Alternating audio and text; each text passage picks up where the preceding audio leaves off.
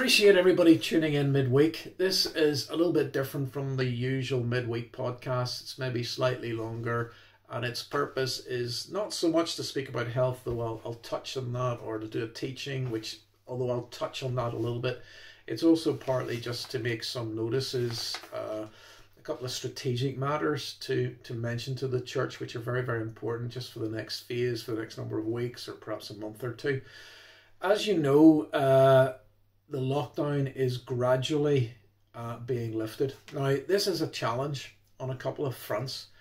The first one is, on a personal level, I have found that because lockdown has not been lifted completely and instantaneously, it's left me feeling a little bit of an anticlimax. It's left me feeling a little bit frustrated. And I think that's probably the mood of a lot of people across the country and across the church and across the churches. And so what I want to say on that is, let's be really, really careful that we don't let our guard down spiritually or mentally at this time. Stay focused on the Lord, stay connected to God, connected with one another. Don't revert back to type. We're going to have to exercise a little bit of patience for the next phase, although we're very positive and thankful and excited about the lockdown being lifted. It's also a challenge because in terms of the church itself, we're not still able to go back to a lot of the public services and the public ministries for probably a significant period of time. So in a moment or two, I want to give a few instructions that we've talked about as elders, sort of to speak into that. I also want to use this podcast to really say to people, please remember the matters that we brought to your attention through the preaching and the teaching and the devotional podcasts throughout the weeks and the last months, lest we forget what God has been saying and doing, and that we don't revert back to type, back to the old ways. Do you remember the very first talk I did?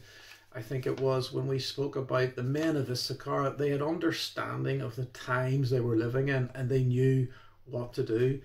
And we need to be wise at this time. We need to be discerning at this time.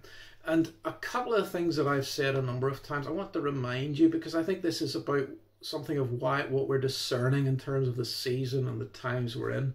There's two main things have really happened that God has been doing during this time. There's more than two things, but there's two particular things, and I don't want us to lose this. The first one is this, that God has been allowing his church to go through something to mature the church and to deepen their relationship with God and with one another. That he's taken us deeper, and he's been emphasizing things like a purity of heart. He's been dealing with things in our lives. That is a good thing. It's been painful at times and challenging at times, but there has been a maturing of the body of Christ. And the second thing that God has been doing is that he has been prepping many, many people for the gospel. That there seems to be an awakening to spiritual things. People are thinking about life and death. People are reflecting on where they're going in life and their spiritual journey. And because of this prepping for the gospel during this time, we need to get ready. We need to get ready so that we can facilitate people coming to Christ or back to Christ. That's the other thing. People are being restored at this time. And we need to be ready to help those people and to witness to those people and to minister to those people. So let's not lose that sense that God is at work.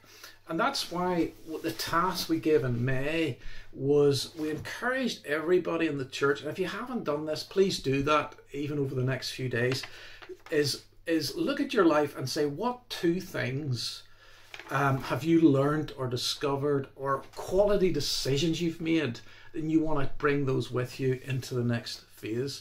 It's been very interesting hearing what many people are saying. It ranges from people are talking about, I want to be more appreciative of our public times together and appreciative of people and family times and walks, and we're even hearing people have started to learn a new language or a new hobby.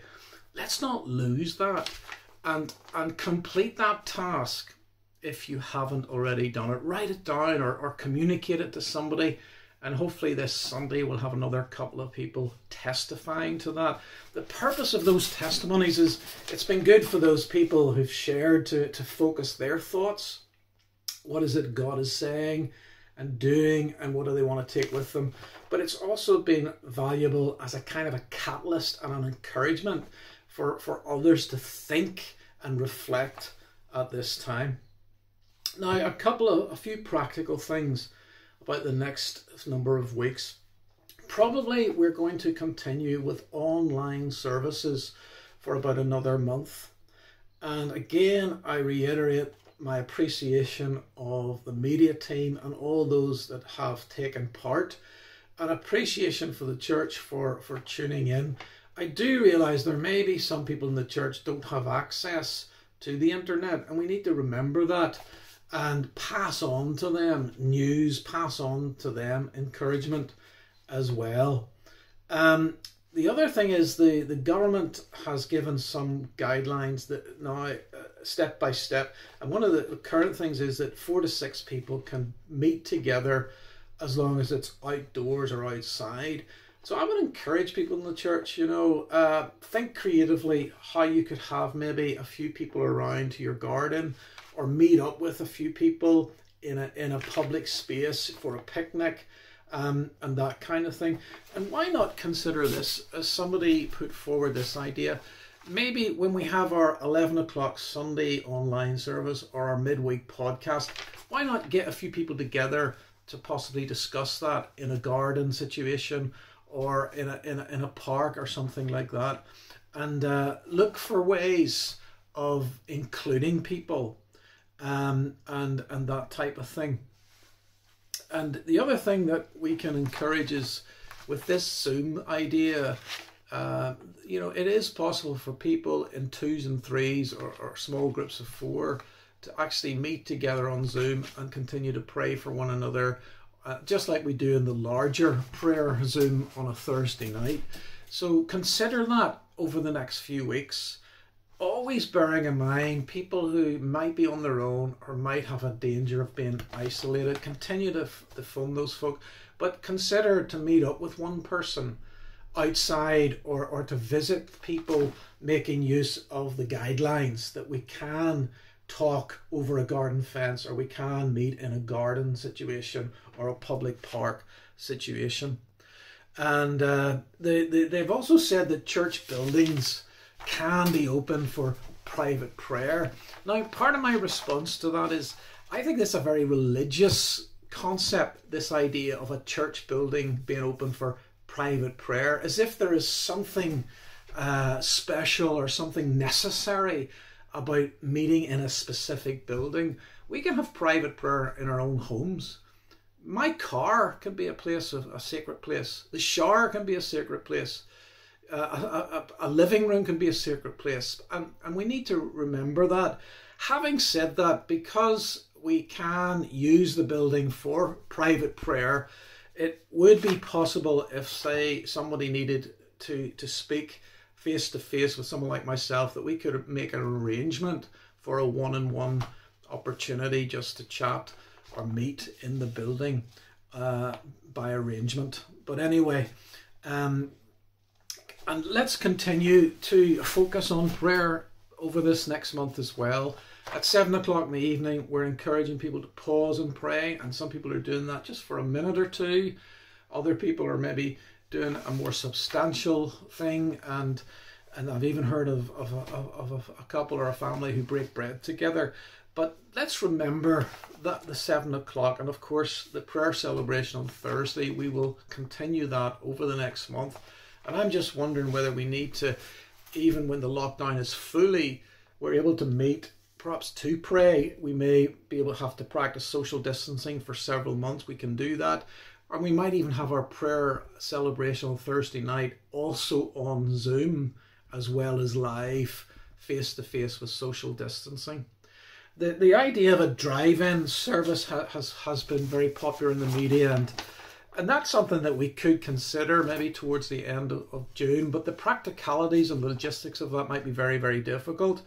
If you have a view on that or some ideas about that, by all means, contact me.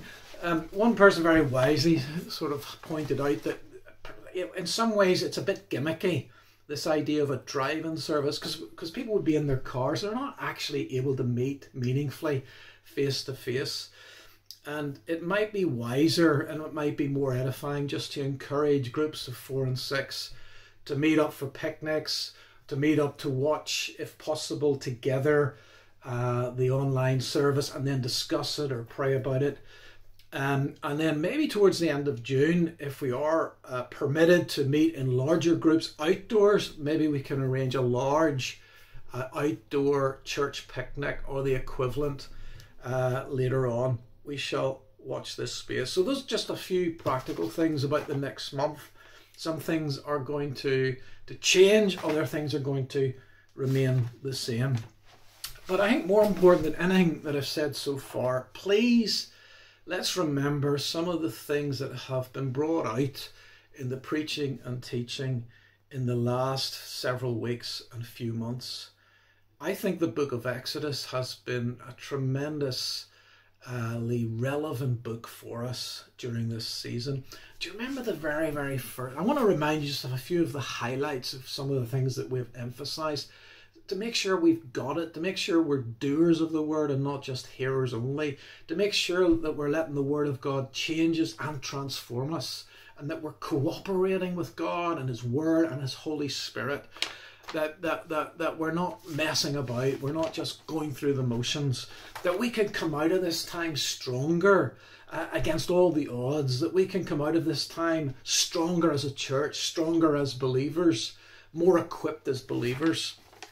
And right, the very first message that I brought, which I alluded to earlier, was, remember we talked about how when the plagues came on Egypt prior to Israel being set free, that what happened then, what God did then, is he exposed the superficiality of all the things in Egypt that they were depending upon for life and agriculture and economy.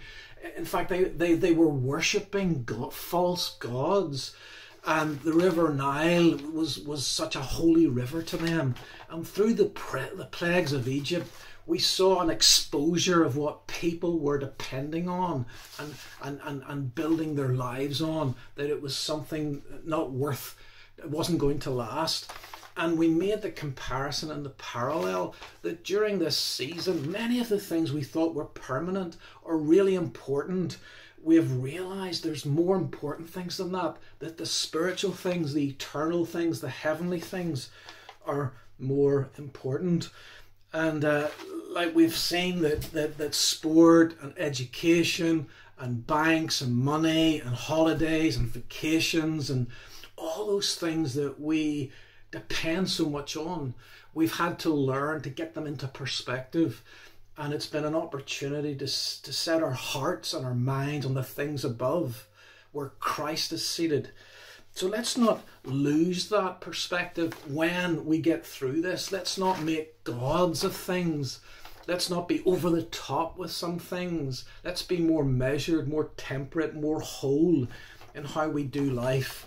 And we talked about the importance of Sabbath and rest and not rushing about the place like headless chickens. And we also talked about the real enemy that we face is a spiritual enemy.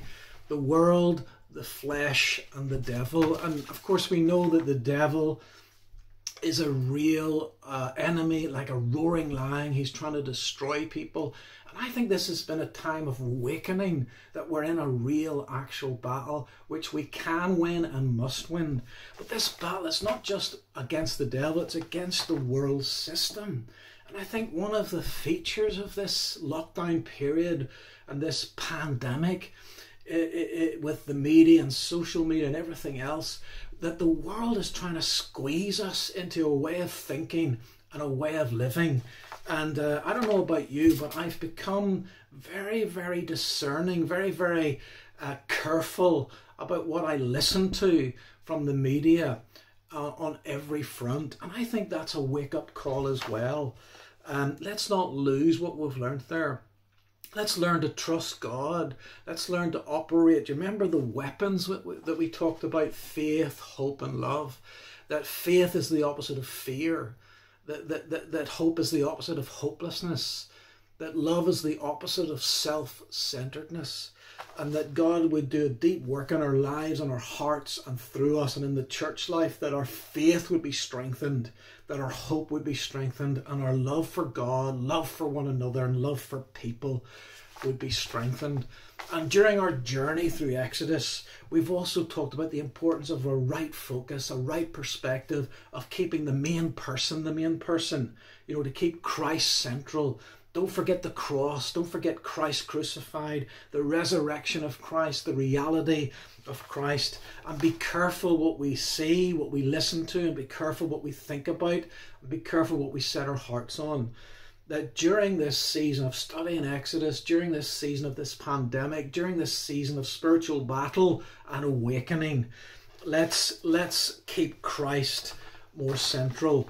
And if you're ever going to follow Jesus, do it now. If you're ever going to follow Jesus, do it with your whole heart. If you're ever going to go for God 100%, then this is the time to go for God 100%.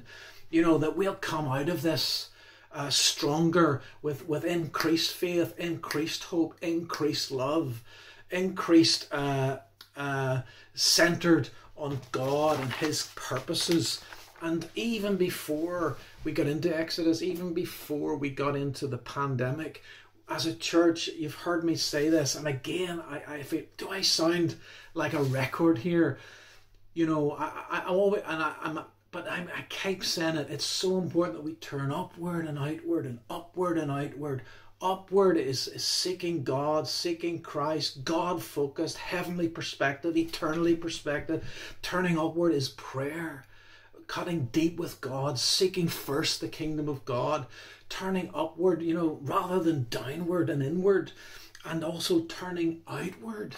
And this is so important that we've realized in Europe, the richest continent in the world, if you like. We've realized in the West, we've realized in the United Kingdom and Ireland, we've realized that that life is short, life is friable, and many parts of the world have been battling sickness and disease and death to a degree we haven't experienced.